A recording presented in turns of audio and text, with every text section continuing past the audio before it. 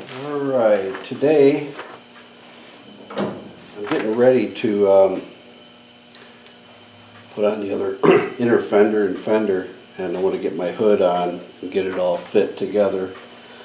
And it was suggested that I put the hinge springs on first, make it easier to deal with and adjust the hood.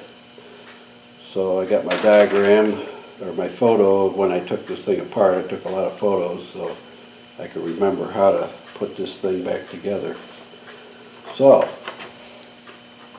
I made this bracket so I could sandblast and prime the spring, but I think if I'm really careful I might be able to use this to install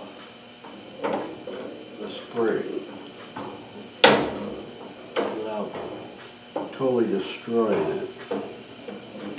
I got that one hooked, and now I got to turn my turnbuckle, and hopefully a way to maybe put a tarp strap on here, and I have two hands to work with that.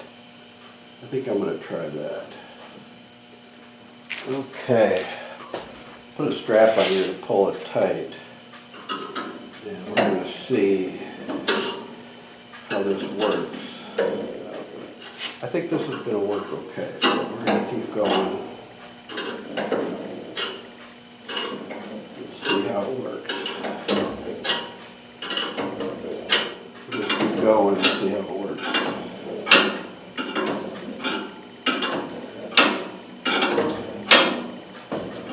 Hopefully I won't run out of threads. I don't think I will. Can't remember, it's been quite a while since I've put this thing together, so looks like I got the pressure off.